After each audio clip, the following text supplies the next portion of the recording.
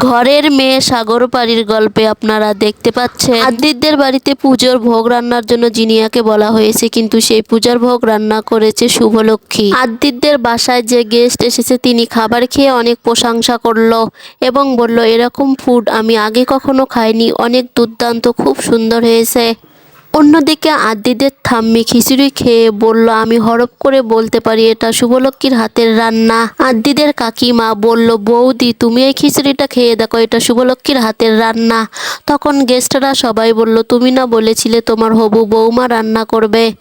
বন্ধুরা, সবার আগে ফুল এপিসোড দেখতে চাইলে চ্যানেলটিকে সাবস্ক্রাইব করে দেখতে থাকুন।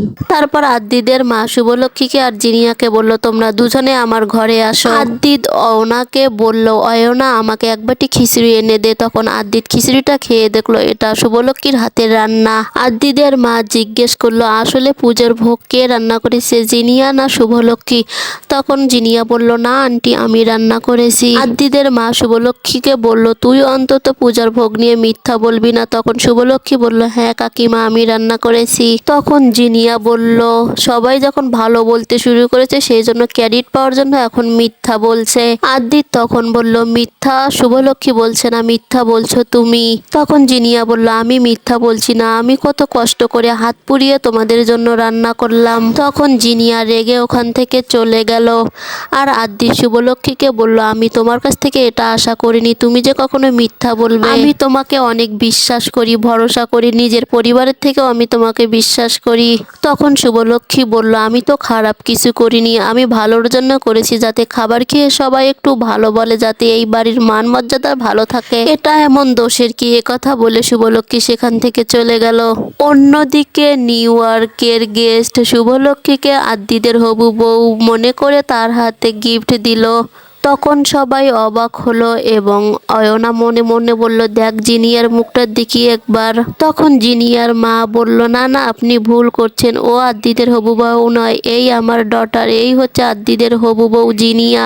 তখন লোকটি সরি বলল আর শুভলক্ষ্মী জিনিয়াকে বলল, জিনিয়া এই নাও তোমার গিফট। জিনিয়া বলল, তুমি কি মনে করো তোমাকে দেওয়া গিফট আমি নেব তোমার মতো একটা গাইয়া ভূতের কাছ থেকে, যে কিনা পারফিউমকে সেন বলে? তখন আদ্যিদের মা আদ্যিত আর জিনিয়ার বিয়ের পাকাপাকি কথা বলল আর সবাইকে বলল, আপনাদের সবার দাওয়াত রইল, আগামী ডিসেম্বরে আমার আদ্যিত আর জিনিয়ার বিয়ে হবে, আপনারা সবাই আসবেন কিন্তু।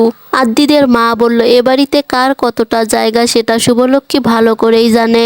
তখন শুভলক্ষ্মী বলল, কাকিমা আমি ভালো করেই জানি এ বাড়িতে আমার পজিশনটা। তখন আদ্যিদের মা বলল, বড়দের মুখে মুখে কথা বলা ভালোই শিখেছিস। তখন শুভলক্ষ্মী বলল, কাকিমা আমি অন্যায়ের বিরুদ্ধে কখনো কোনো কথা বলি না, তুমি যদি অকারণে আমাকে কথা বলো তাহলে আমি সেটা বলবো, মুখ বন্ধ করে সহ্য করব না।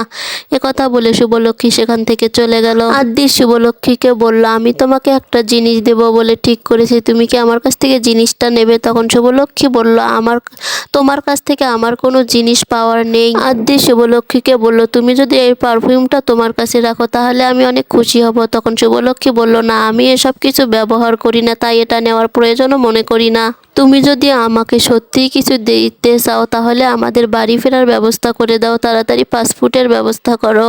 অন্যদিকে অয়নার নাচের ফাংশন আছে, অয়নাকে অনেক সুন্দর করে শুভলক্ষ্মী সাজিয়ে দিল। তখন অয়নার মা বলল, আমার তো আর নাচটা করা হলো না, আমি অনেক ভালো নাচ করেছিলাম, বিয়ের পরে আমার সব নষ্ট হয়ে গেল, সেজন্য আমি আমার সব কিছু দিয়ে আমার ছেলে মেয়েদেরকে এটা শিখিয়েছি।